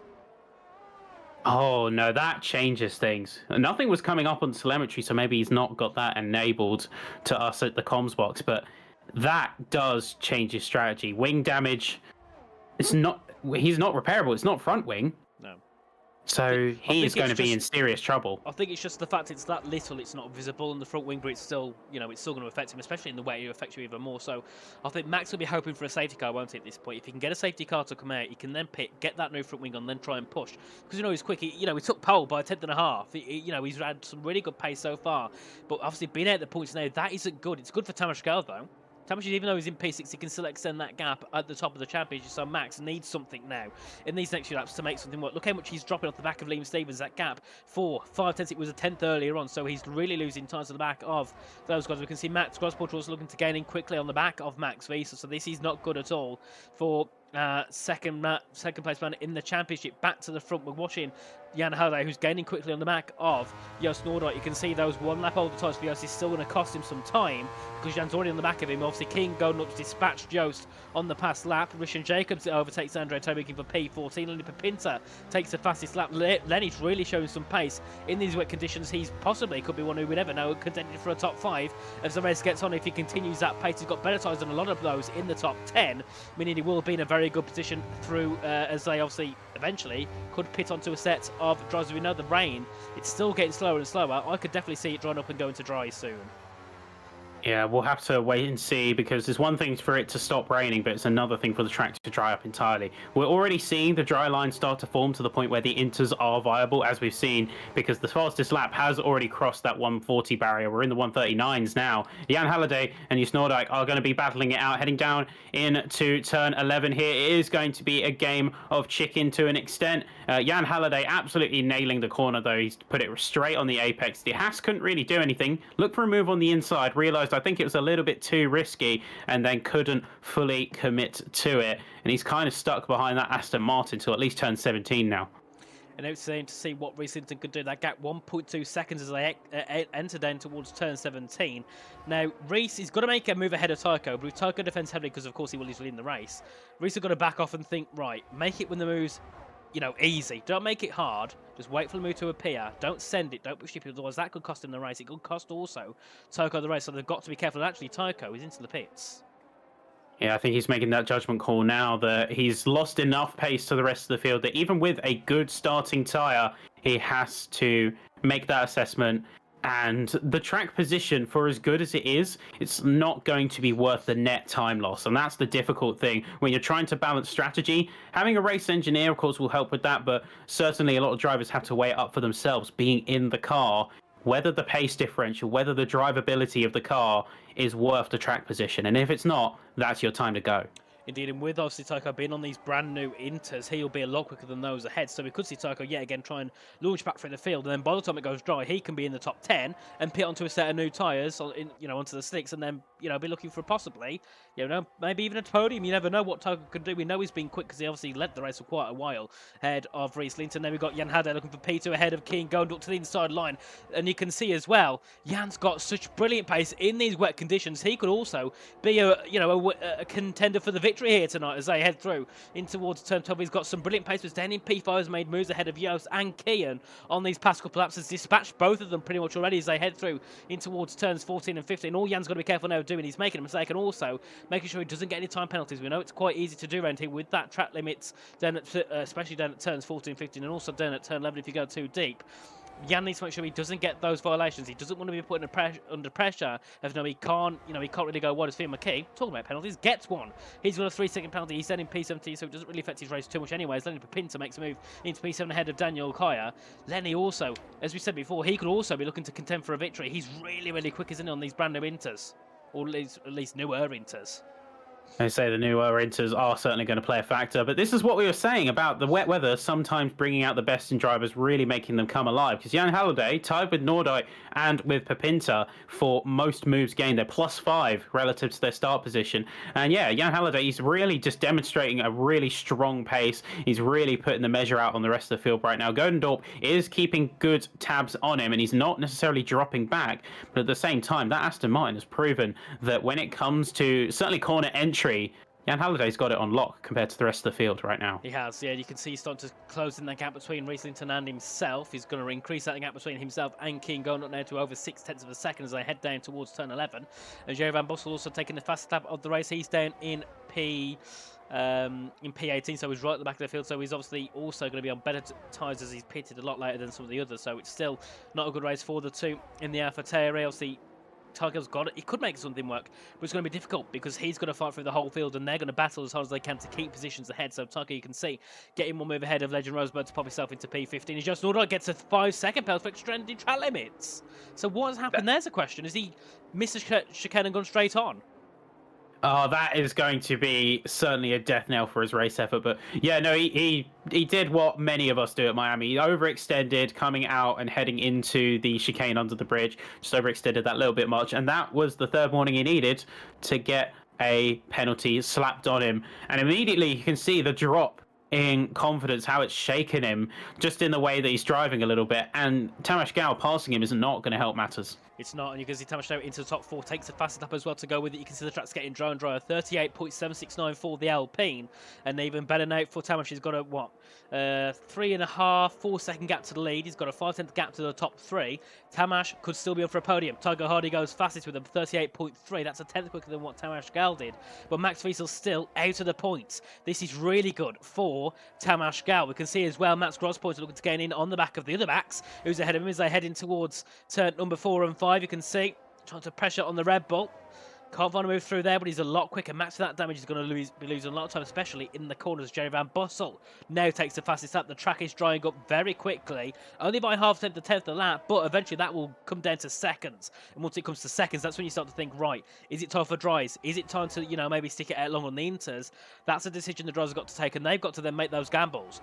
They either will work or they won't work at all. It's one of the two, as you can see. Tygo Hardy ahead now of Andrei Tarabukin. And you can see Max Grossport to the left of Max Wiesel. Max has to go for a bit of a switch back. Max Grossport goes deep. You can see trying to hold around the outside as a Red Bull. Can't do it there. Has to go for a switch back. Can't do anything there either. So now you can see Wiesel down to P12. Going even worse for him in this race. You can see Grossport is still also struggling a little bit on the traction, go a little bit deep on the rear. That's not going to help him. But with that damage, Max can't fight back. But back to the top, Gondorp looking to close in on Jan Halliday to the inside. Going to try and make a move for P2? No, he can't. He sticks back. He doesn't make the move in towards that corner. But it's actually Jan's gone wide. Jan got damaged because Jan's gone really deep. Is he going to pit though? No, he still goes side by side with Keane for P2. They head through in towards the final corner, back down towards turn 1, and and Jan keeps it ahead. But constantly, Sapper, we can see people making mistakes that they never really make. Yeah, this is where the defensive driving kind of overtakes your judgment sometimes. It's really exacerbated in the wet. Like we saw right there with Jan Halliday. He goes for the defensive. He kind of outbrakes himself, gets a little bit spooked by Godendorp, putting that pressure on him heading into turn 17. And while he did recover it really well, again, showing his prowess in the wet, it does sort of exemplify perfectly how the wet can be a challenge. It's not just controlling your own car. Because you're so focused on controlling your own car, keeping it reined in, you're not in that flow state. So when you have threats coming from external factors like your opponents on track, in front or behind you, it sometimes does draw you out of the moment, and that's where mistakes happen. As Godendorp is going to be coming through, Tamas Gal is going to be coming in once again and is going to be attacking. It's going to be one overtake for Tamas Gal. Is he going to make it 2? Coming up to turn 11 now, he's going to be parallel with Godendorp. They're going to be keeping it alongside. Someone's got to give Tamas Gal with the outside line. Is going to lose that time, and we have seen a complete 180 of this order for the P2 battle. We have, and Jan's obviously lost some pace. He's obviously not got the best exit out of turn 10. He's gone all the way down, turn 8, sorry, gone all the way down to turn 11. He just hasn't got the speed to keep with Tamas and Keane. They've just left him. Blazers, they head also now down to turn 17. There's nothing that they can do, or at least nothing that Jan can do to fight back. But for the back, we can see Pepinta looking for a move ahead of Lekomsky. Can't get it into there, but look how close everyone is in towards this break-ins, and all within 1-2 tenths of each other as they head in towards here. Lenny's also looking to gain in. He's very quick on these tires, so we'll see if he can try and work his way through the field and try and do what a Keane Gondorp did on that lap. Down to turn 1, it's Lekomsky to the inside, Pepinta to the outside line. Into turn 1, you're going to see who breaks later. I think Lenny does break later. He doesn't have the outside at turn 1, which gives him the inside at turn 2. Back to the outside at turn 3. Can the Williams get himself ahead of the car? And you can see Lekomsky tries to fight back. Lenny's still got the inside line. Lenny gets to move ahead into P6 for Lenny Pepinta. Yost has got a penalty ahead, so now we can see Lenny pretty much in a top 5 as they head through into this next section. The wet conditions, Lenny's absolutely loving this. We'll see if he can get ahead of Yost, then what he can do to get ahead of the likes of Jan and Kian, who've also got older tyres. This is even better for Lenny Pepinta at this point.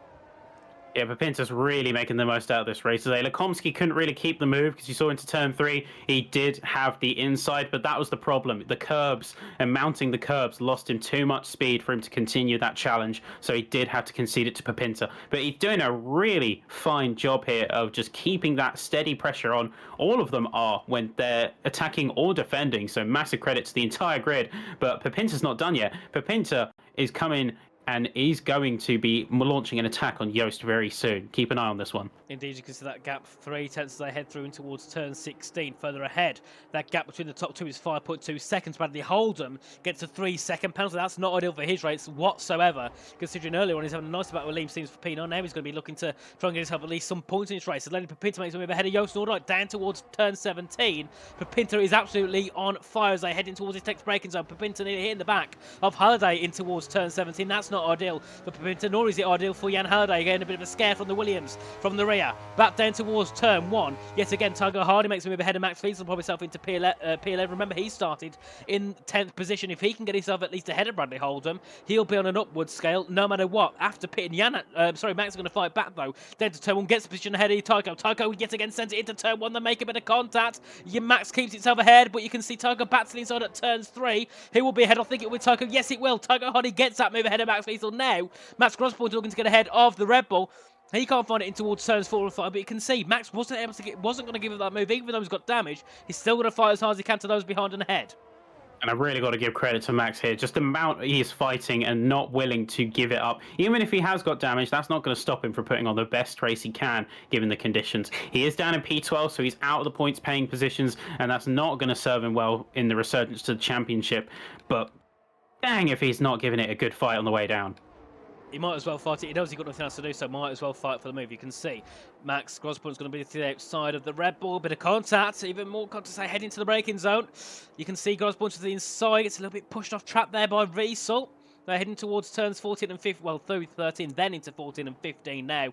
And Wiesel's still ahead, but he's losing time. Max also gets a 3-second penalty to go with it. This is going terrible for the Red Bull driver. Even if he could get something to work, he's still got a penalty to add to his race. So this is not ideal. Back to the front. You can see Jan Herde getting in on the back of Tamas. You can see he actually lifts off heavily in towards his next braking zone. Yost Nordijk getting in on Papinta. Papinta getting in on Jan Herde in towards the braking zone. They head back down towards turn 1. And the battle really isn't for P1. It's for P2 Demons because that gap is still going up. 5.4 seconds between Reese Linton and Keane Gondorp as they enter lap 18 and 29.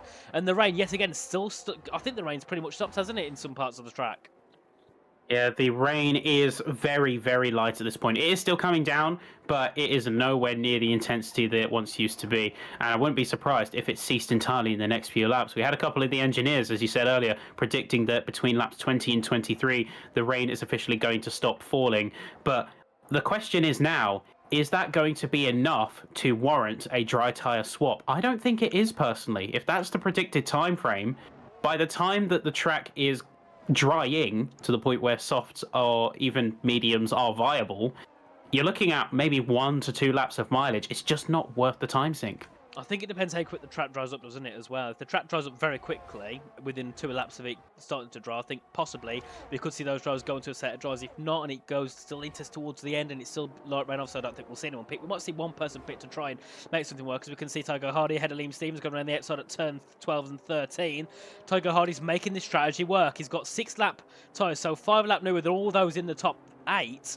And he's on absolute fire. He was down in P17. He was really far back from the field. He's now within contention for the top 8. He started in the top 10. So either way, this is going to work for Tygo Hardy.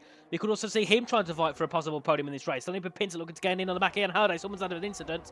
That'll be Legend Rosenberg down at turn... Oh, at least I think it was Legend Rosenberg down at the chicane at turns 14 and 15. But that isn't ideal for whoever it was down there.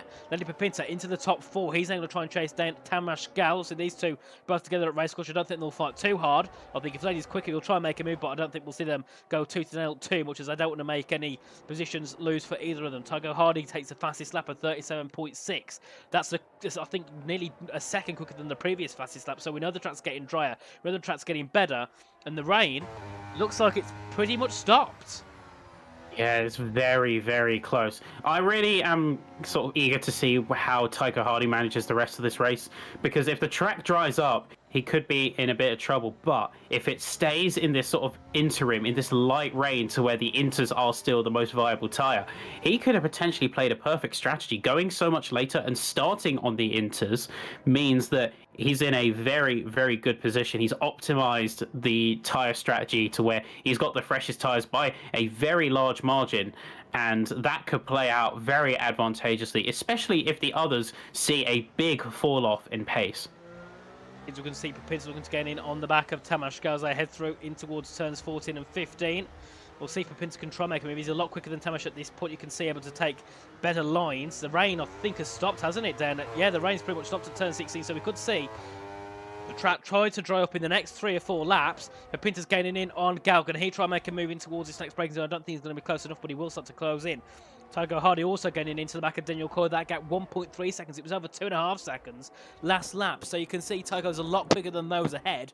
But he's got to, he's got to have a few months before he can try and make something work on these brand new inters. You can see Kean also going a little bit deep at the final corner at turn 17. That's going to cost him some time down to turn 1. Can we see Lenny make a move? No, we lift off completely. Tygo Hardy yet again with the fastest lap of the race to 37.4.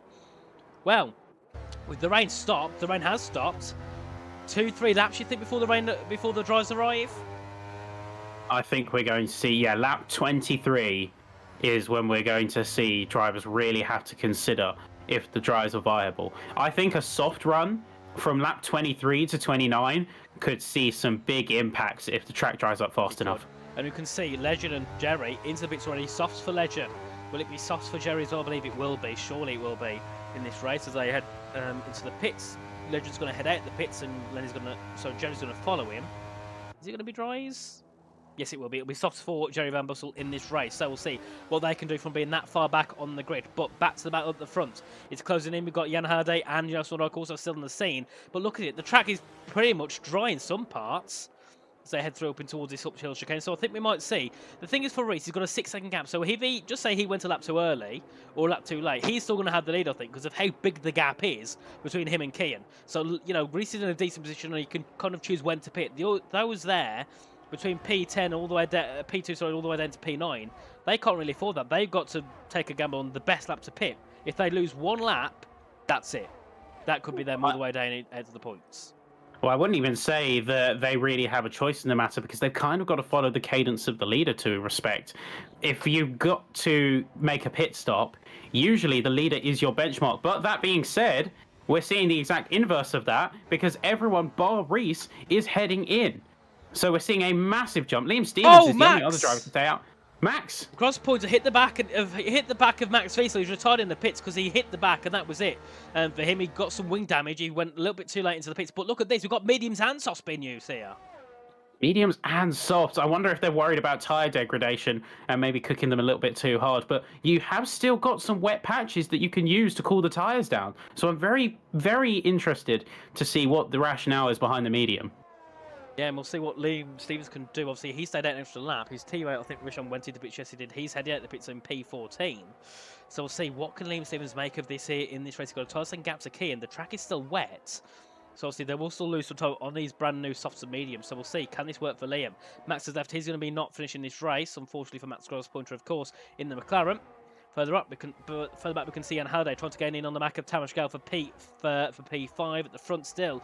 Reese Linton out on those inters, but as we said before, he can afford to go a lap later. He's got 6 seconds ahead of the field, so we'll see what he can do with that, unless he's lost 6 seconds in a lap, which I don't think is going to be that likely.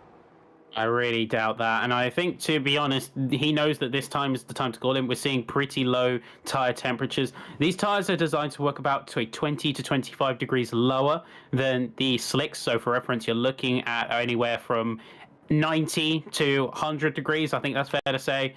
But by comparison, the inters, they're designed to work around sort of 70 to 80. And we're seeing those carcass temps drop to as low as 65. So I think he knows it's time to come in. He's got some good mileage out of them, but let's see where he comes out because the rest of the field is now catching and is going to be coming out. So start, finish straight. Lap 22, Godendorp is the one to watch. And it looks like Reese is coming out, not with the same gap that he once had, but he is still coming out with a gap nonetheless, and he's going to have tyres that are a lap fresher. Indeed, and we'll see where Liam Stevens can go out. He's going to be in P10. He's going to keep that P10 at the pits. I think he might do. You can see Yost just behind, so it'll be P9 for Liam Stevens there after that late pit stop. That has not worked out too badly for him at all as they head back down towards turns 4 and 5. Jan Herde on the back of Tamash Gal, who's on the back of Lenny Pinter, but these guys behind Shimon, Daniel, Tucker, they'll be gaining in because they've got soft tyres to use. They're going to be a lot quicker. That gap, though, stood at the front, 5.1 seconds between Reese and Kean. Reese lost 1 second after pitting a lap later, and that has worked out for him heavily, as he's still got that big gap and also got newer tyres. But Pintalo, he's losing time to the back of Keen Gondor. This isn't ideal, because this also means that once the DRS open, which it is now, he's not got any. Those behind have, as you can see, Lukomsky to the inside of Jan Halliday in towards turn 12. He makes a move. Jan goes a little bit deep. They still go side by side through towards this next section. Who will be ahead? Will it be Shimon? Will it be Jan? I think it might be Shimon. Yes, it will. He gets a move ahead of Halliday and pops himself into the top 5. Now his next competitor will be Tamás Gál. This could be possibly a podium on the cards for Shimon Lukomsky, because these softs are going to be a lot quicker than the mediums.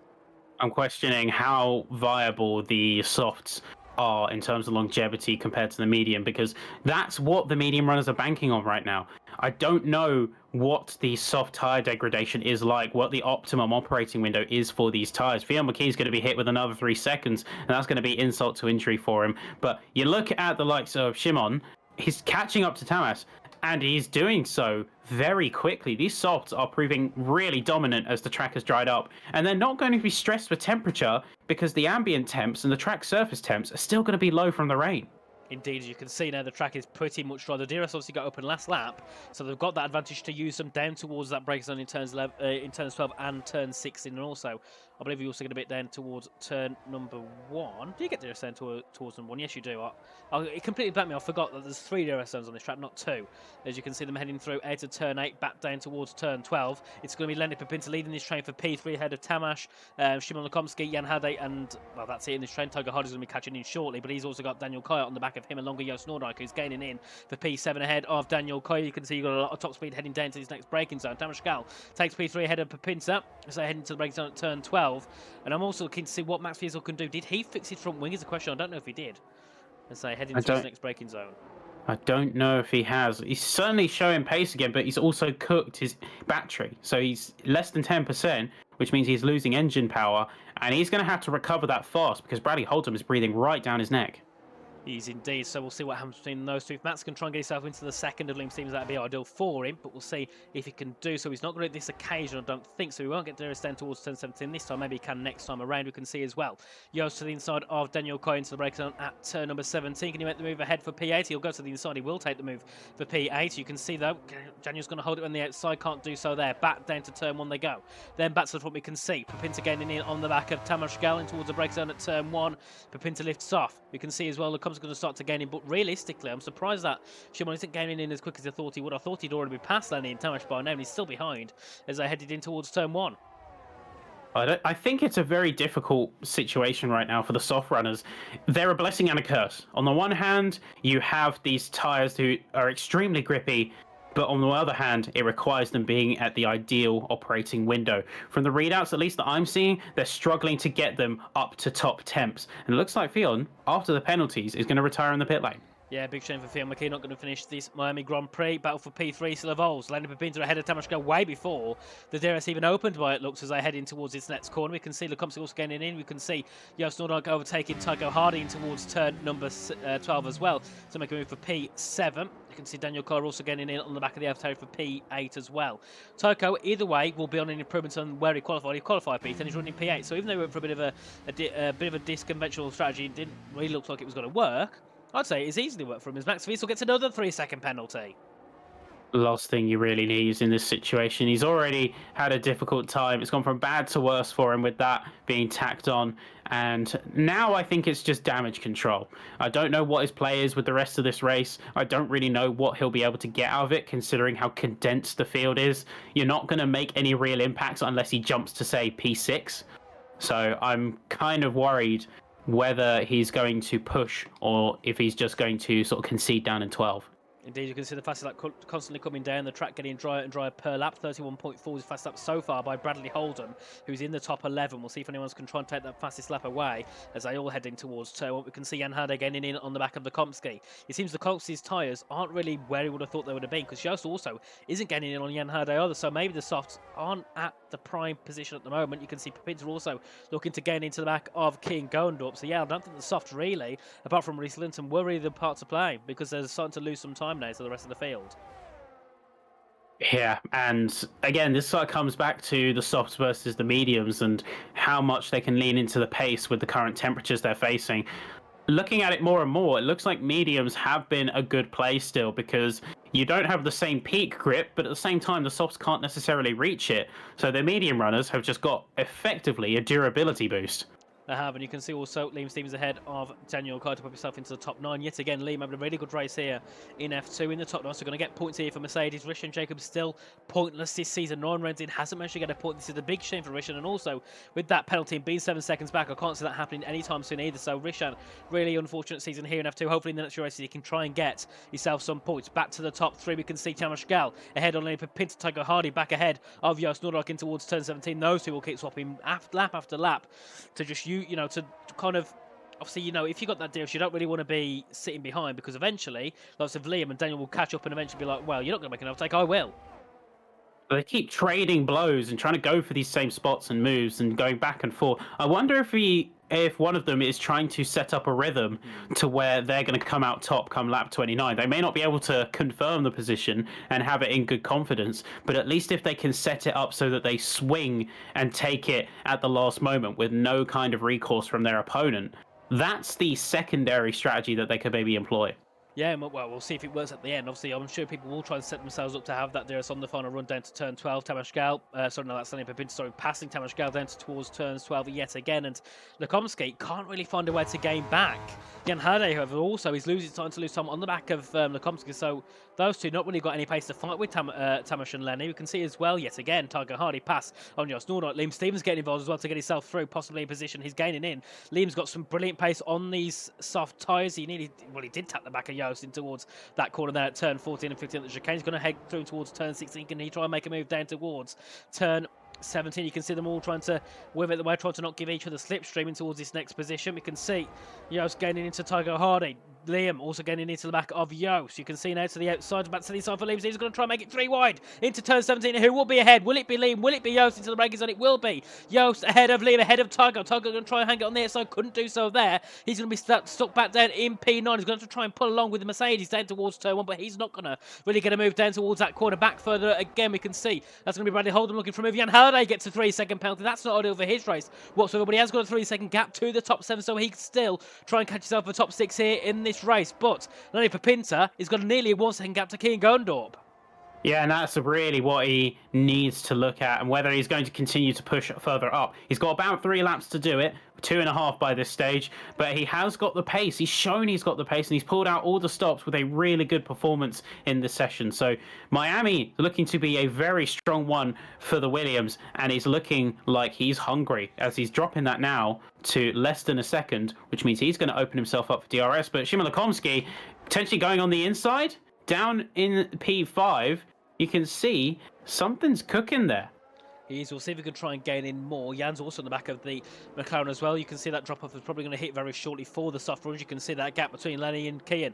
6/10 heading out of the chicane. He's lost a lot of time, hasn't he, Kian, in that middle sector, which is not ideal. Middle sector being very low on grip and traction. You want to be able to get yourself some better tyres, and at the moment the mediums are the better tyre, I think, at this point in the race. Now, this is good for Lenny. He's got the DRS ahead. Tamash obviously wanted to stay behind to keep that DRS, but, well, the driver ahead's got there, so it's not like Tamash can just pass Lenny. So still, that battle for P2 evolves. At one point, I thought maybe it's a battle for P3 only, but no, their battle will be for the top 2. Second day in this race, Tamash Gal takes the fastest lap at 29.555 for the medium tyre runner. Further down, we can see yet again Joost Noordijk getting in on the back of Liam Stevens, but Liam can't really make anything work on the back of Jan Halliday because he's got a 3.8-second gap, so he's going to gain a lot of time over these next 2 laps if he wants to try and at least get himself within 3 seconds of Jan Halliday. And looking at the top 2 and the top 3 right now, Godendorp is in serious trouble because he's burnt everything he has keeping his position. Of course, he's not got anyone to get DRS off of, to get any slipstream off of, with Reese being over 7 seconds ahead. So right now, he's burnt on the battery, he was losing power, and the speed differential between him and Papinta, down heading into turn 17, 18 miles an hour. That is a massive difference, and it explains why Papinta has made such a move and such a closing of the gap in what is really just a single lap. Yeah, and, well, the good thing is for Lenny is just he can get ahead of Kian, but the bad thing is he knows even though he wants to fight for the win, he can't gain 7 seconds in 2 laps. So as much as I think Kian, as much as I think Lenny wants to fight for the win, he can't, and which is a big shame because Lenny has had some really good pace. But all that batting at the start allowed Reese to build up such a big gap where now anything can happen, and he can still come out ahead. You can see Lenny takes P2 away from Keane Gondorp as they head in towards the final lap of this race. Now, will this be good for Lenny or not? Because Keane will get DRS down towards turn 1 as Tamash goes a little bit deep, and he also has a bit of a lock-up, taps the back of Keane. Hopefully he doesn't lose too much time on the back. As you can see, Lokomsky also going to gain in as they begin. Lap 29-29. Has this worked out for Lenny or not? I think Lenny has got a very precarious position. He has played this really well, but he has to nail the defense at this stage. If he's going to do anything, don't burn too much ERS. Don't lean into the overtake button too much. You let Keane pass if he's going to make an attack heading down into turn 11, and then you retake heading into turn 17. And that way, it's just the last couple of corners. He's got no way to challenge it back, but that is a very high-risk strategy. Let's see what he does. It's coming up to DRS zone number 1, technically, now. As we can see, Keane gaining in 4/10 as they head in towards this next break zone. Is it enough for Keane to try and make a move? Is he going to wait for turn 16 now to try and make a move?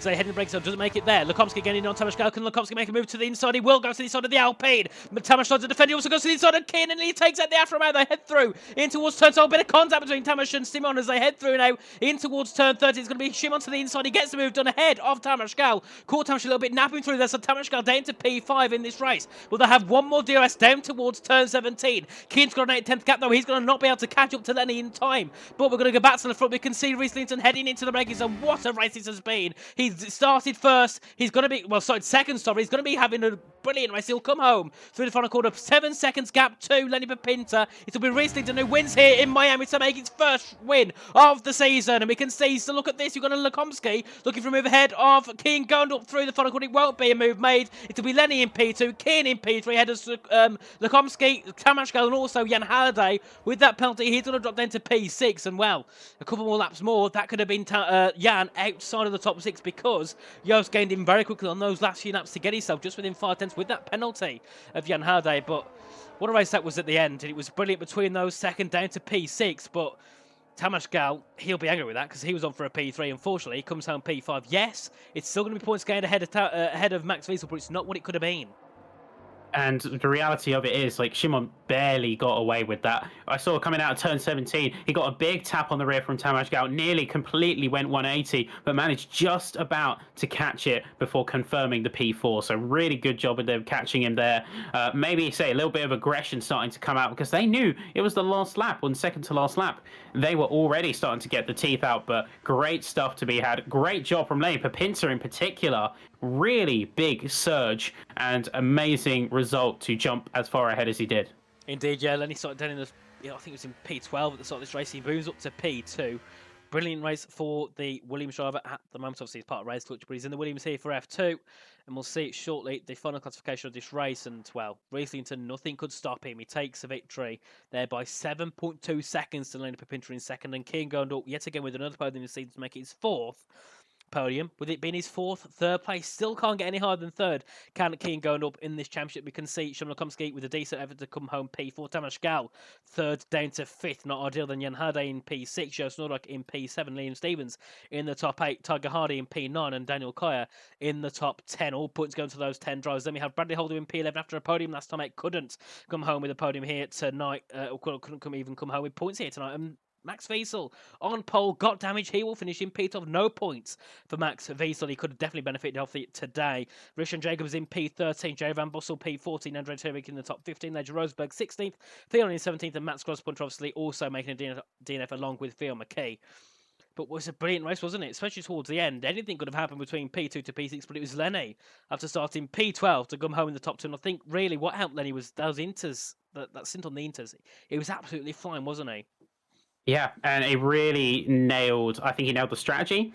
I think he nailed the racecraft. And we saw a few drivers really shine today in the wet. So Jan Halliday really did put in some good work. Unfortunately, he did drop back down in the later stages, but getting to the level that he was at before he dropped back down, really impressive stuff. But yeah, Papinta, really good work. I mean, we cannot deny, though, that for as much as we're talking about the rest of the field, Reese Linton, perfect race. Yeah. Not a foot wrong.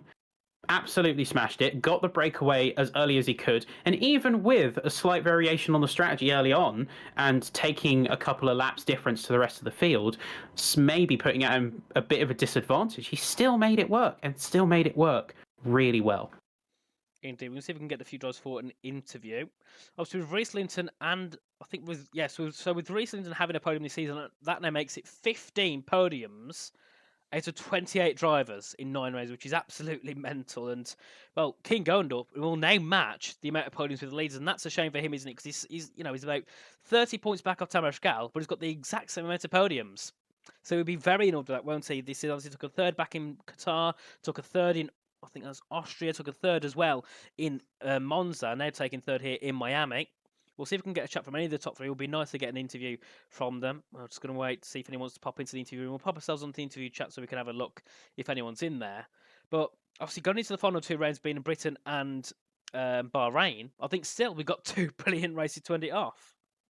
Yeah, we got some really good races to end it off here. It's going to be a really good one. So, of course, you've got Silverstone, and I mean, what else can you say? It's Silverstone. It's such an iconic track. It's a staple of the calendar, and it's one that commands every ounce of driving skill on a mechanical level, on a strategic level. It is a very challenging circuit. Despite being so established on the calendar, that does not change how difficult of a challenge it is. I mean, we've seen how much it punishes poor strategy in particular. So the race engineers are going to be working overtime. Oh, they definitely will. And I think, obviously, with it being Britain, with it a track that everyone enjoys as well, and it's a track everyone's raced on in many different games, everyone's going to be so close because they've all had so much time to drive the track and experience it. Whereas some of the tracks, like some Miami and Qatar and, stuff like that, and Vegas, people have, they've had limited time to practice. So that's why in some of these tracks, we kind of see people kind of fly away, like what Reece has done tonight.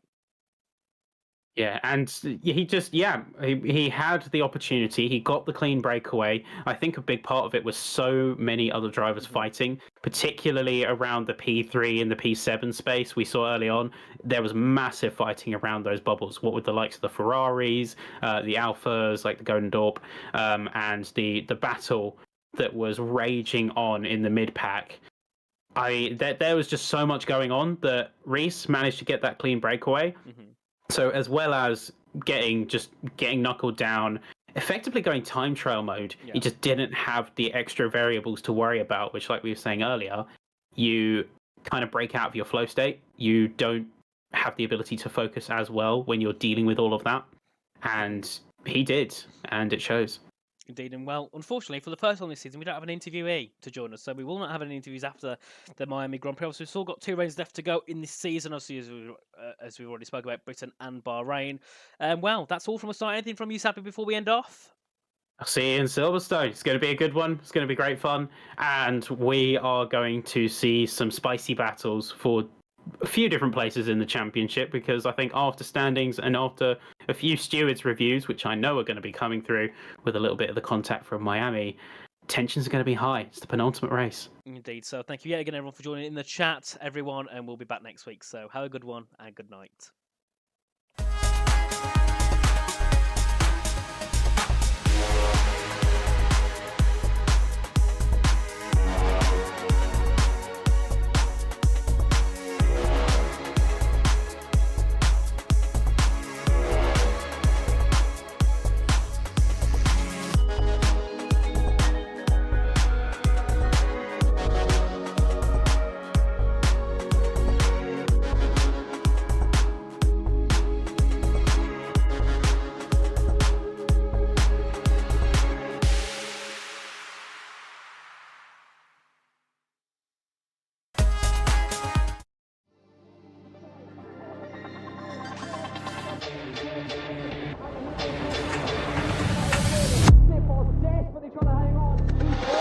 He's got the inside off here, he's through on the left hand side. Hooks the apex, gets on the power nicely, and that is job done. Jarno Opmeer now to the last couple of corners now. His finest drive, his greatest drive, and he's done it at the Circuit of the Americas. He returns to the top step of the podium. Once again, the ghost is back. Jarno Opmeer wins the US Grand Prix in a stunning Grand Prix.